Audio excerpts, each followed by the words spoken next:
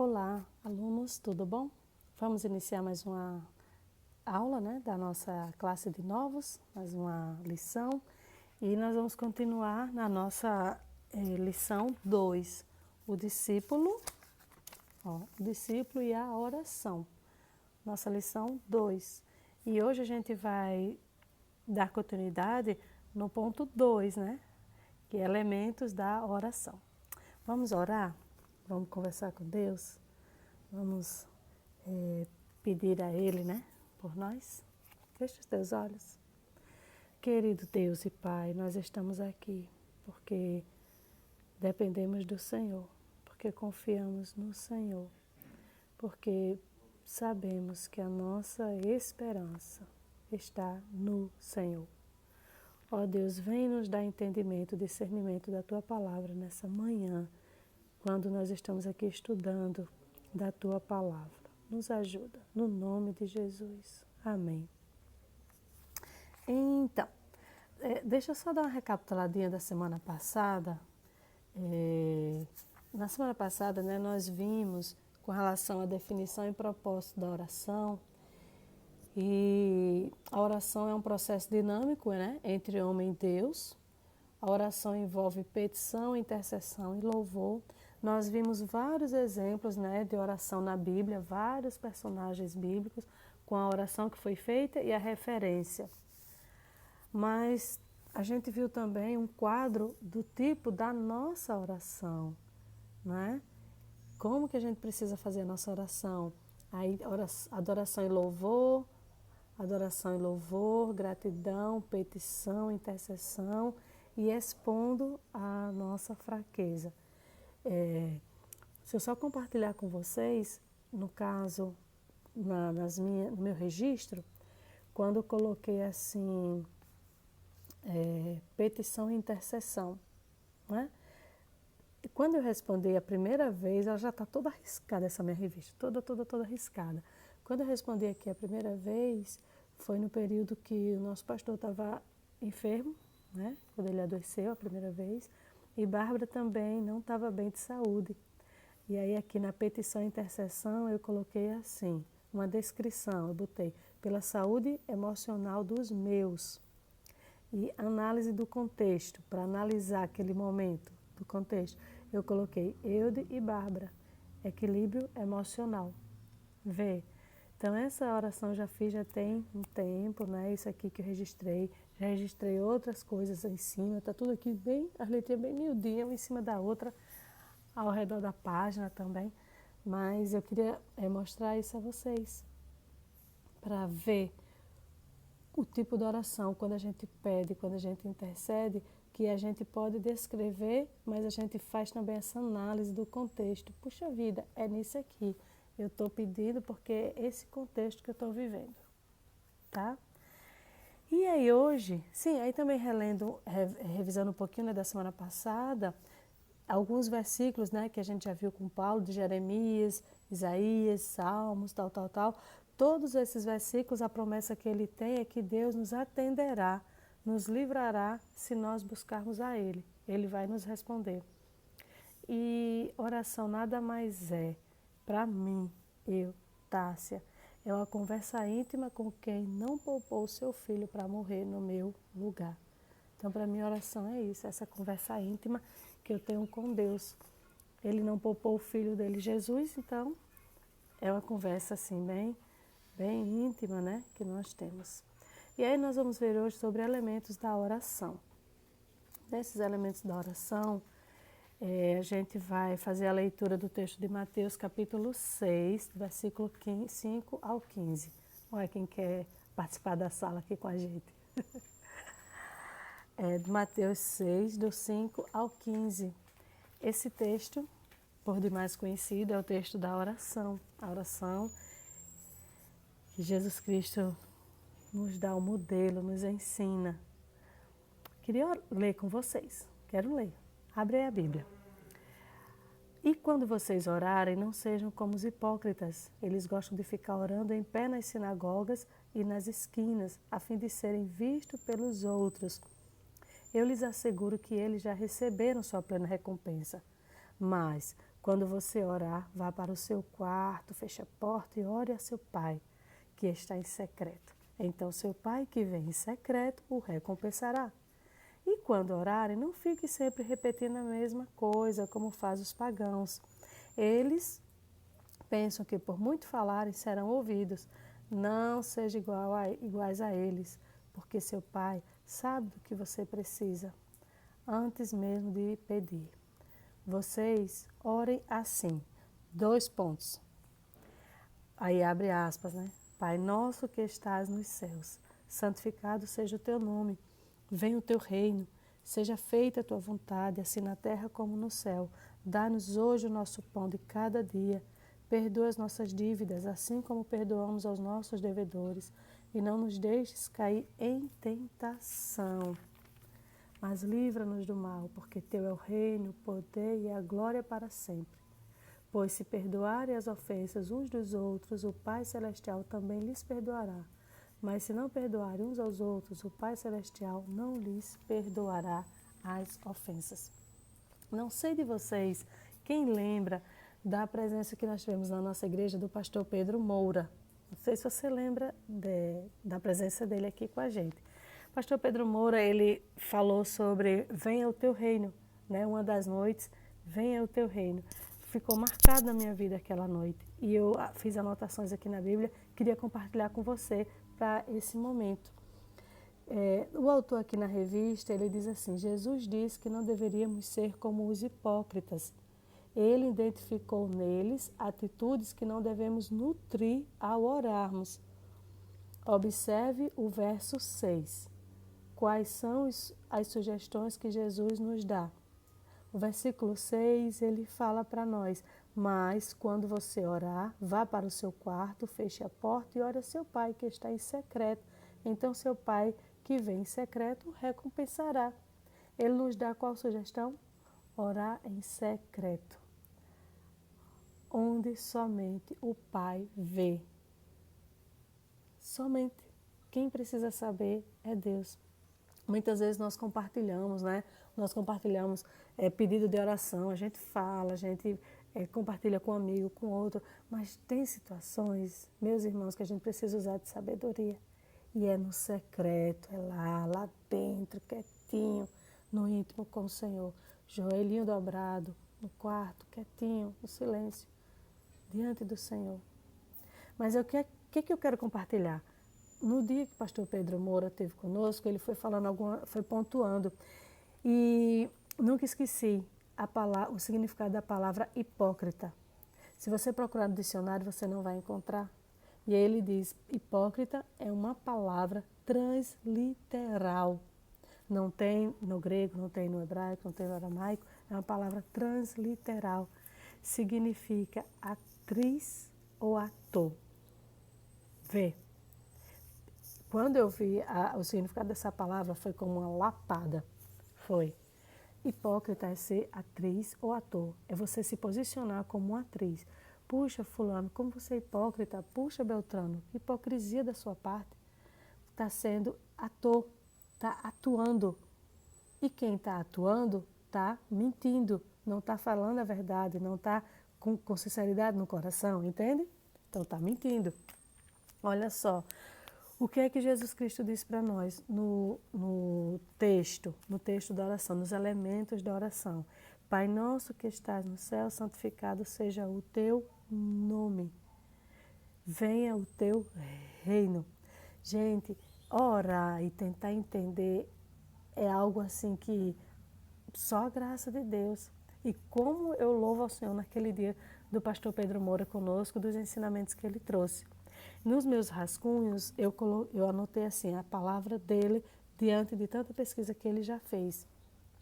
Quando a gente ora, venha o teu reino, é realmente o reino futuro, é algo que é escatológico, mas ele falou e eu anotei da seguinte maneira, pode me disciplinar.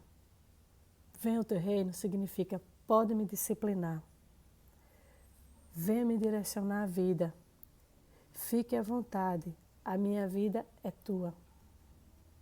Venha o teu reino significa o reino presente não nos faz desanimar.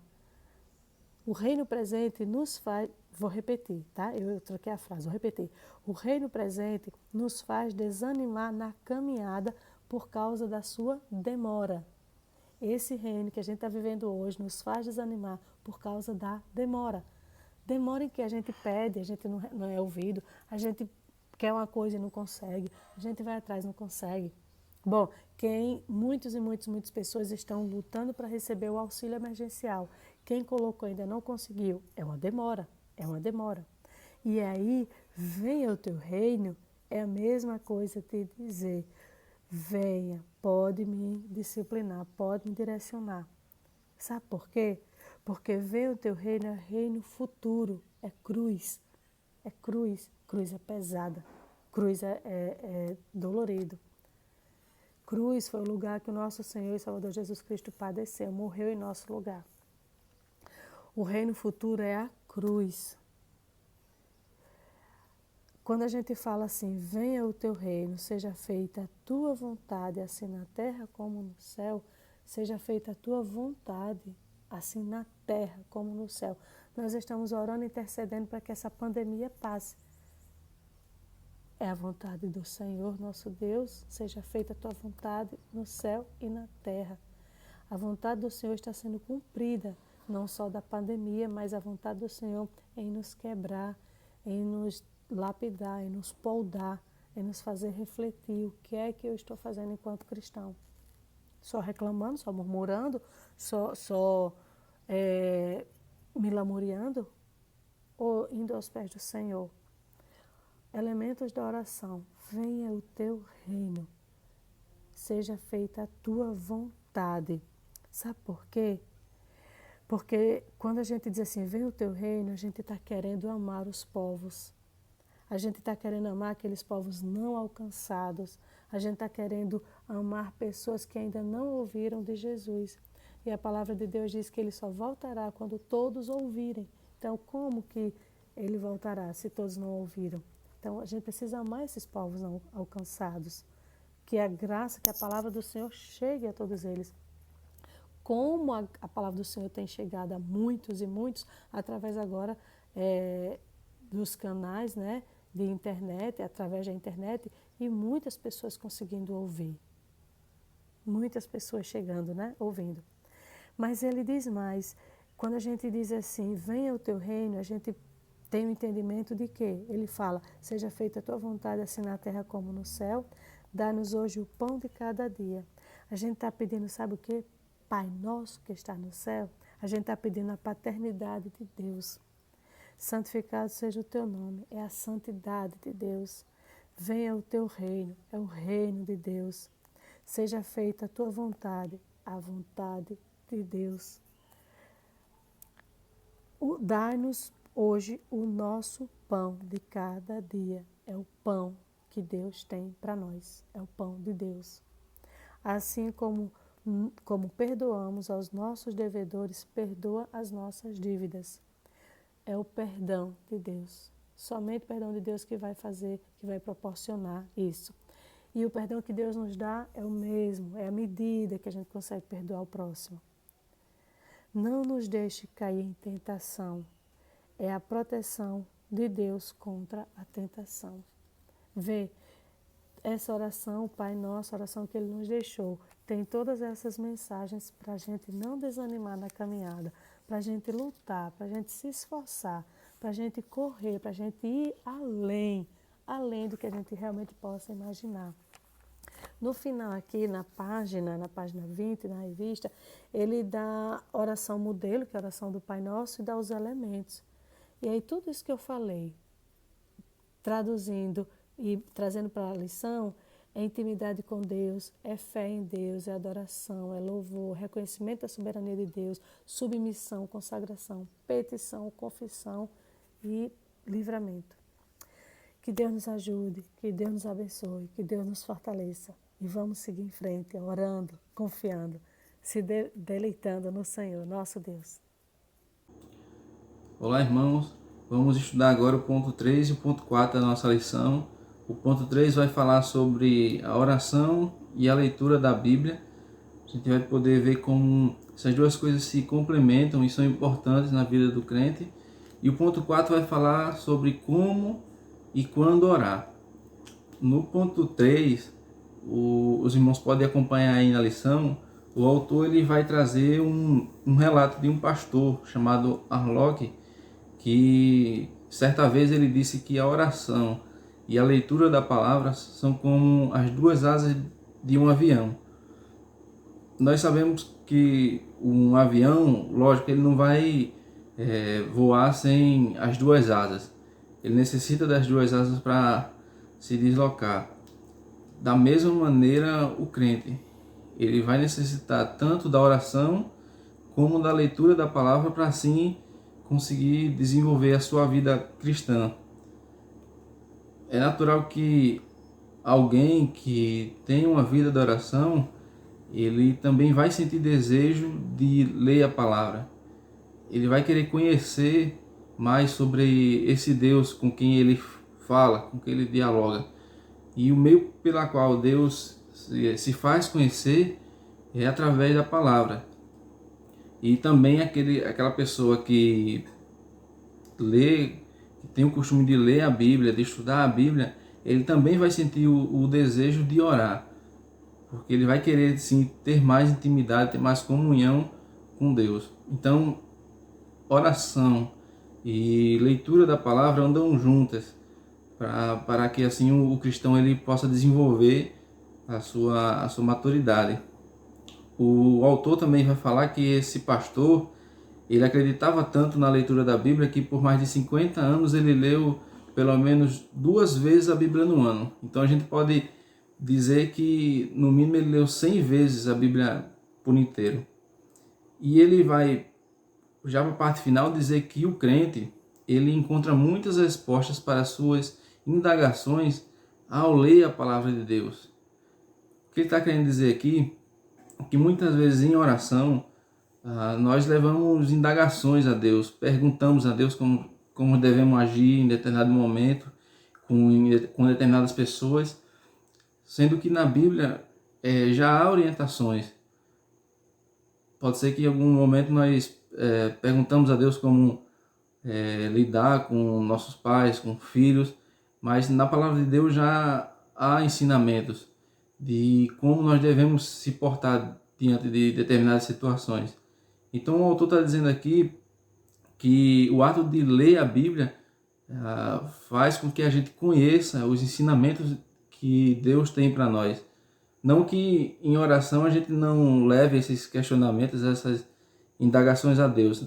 Não, lógico que Deus quer conhecer todos os nossos pensamentos, tudo aquilo que a gente tem para dizer a Ele. Como diz em Filipenses, né? Que sejam conhecidos a Deus todos os nossos pedidos, né?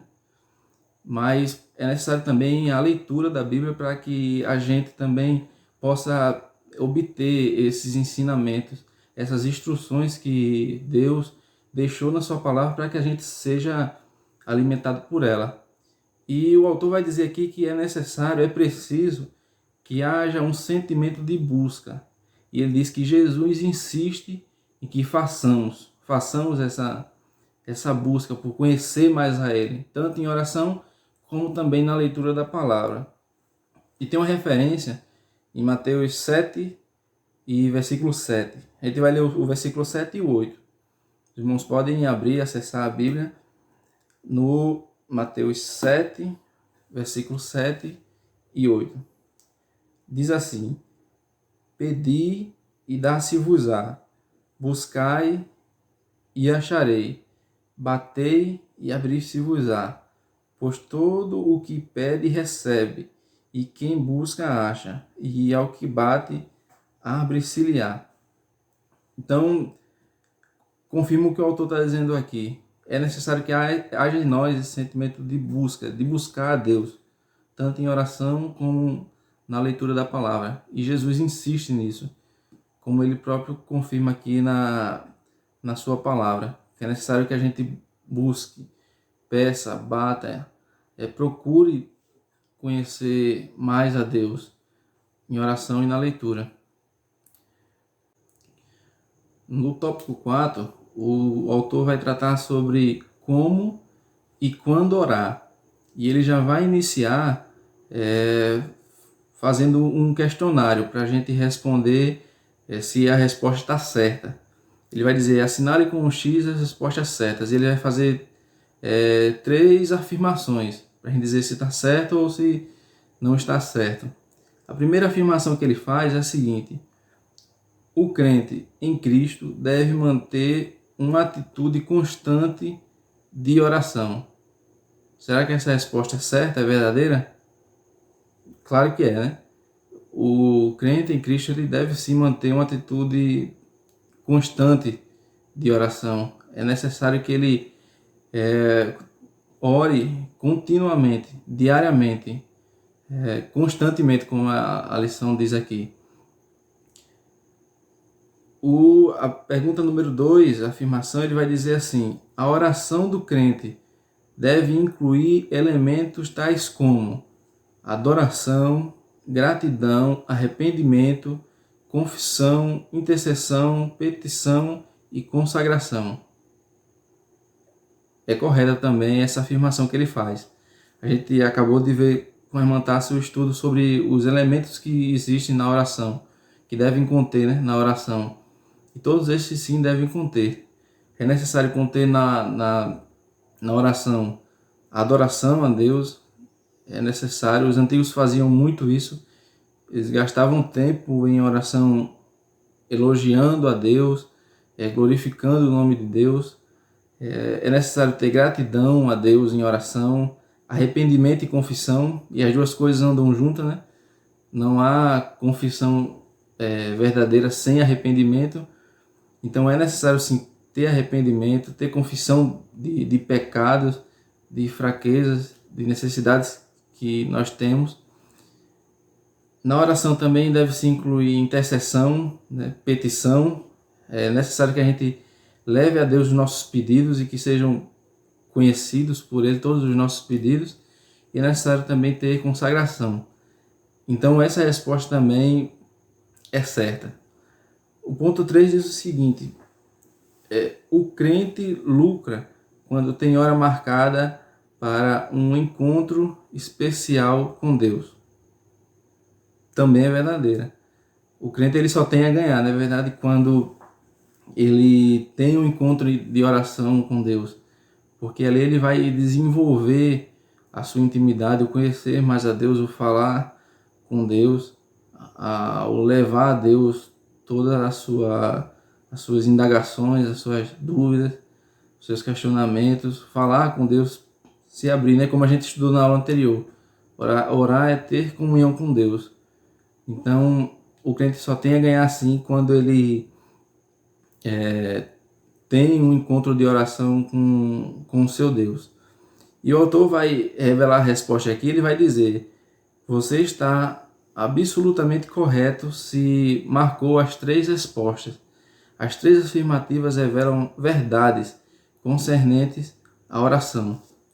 E ele vai concluir a lição falando o seguinte: uma vez que a pessoa aceita Cristo como seu Salvador, passa a receber a orientação direta do Espírito Santo quanto ao relacionamento íntimo com Deus. Aqui ele vai falar sobre o papel do Espírito Santo, a qual foi prometido por Jesus que viria para assim ser o nosso ajudador. Ele vai dizer que quando a pessoa aceita Cristo, no momento em que ela aceita, no momento que ela é justificada por Cristo, ela recebe o Espírito Santo. E esse Espírito Santo irá o ajudar, o orientar para que ele tenha um relacionamento íntimo com Deus. Nós vimos na aula passada que o nosso relacionamento com Deus foi quebrado pelo pecado original.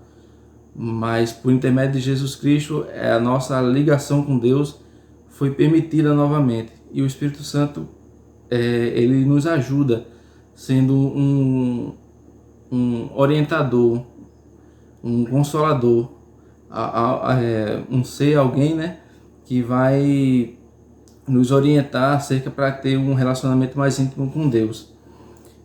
E a lição continua e diz: a Bíblia diz que o Espírito Santo intercede pelo santo, intercede por nós.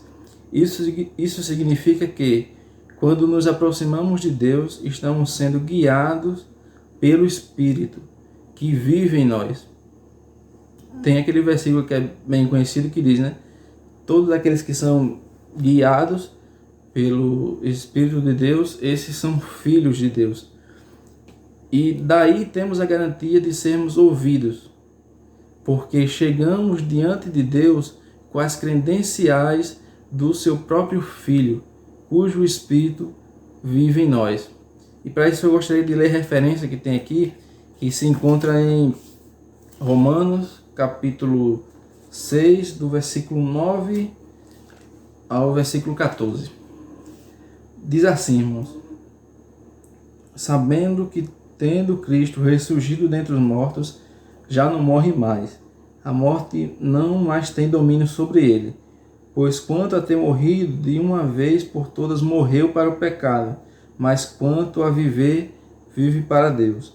Assim também vós considerai-vos como mortos para o pecado, mas vivos para Deus, em Cristo Jesus. Não reine, portanto, o pecado em vosso corpo mortal, para obedecerdes às vossas concupiscências.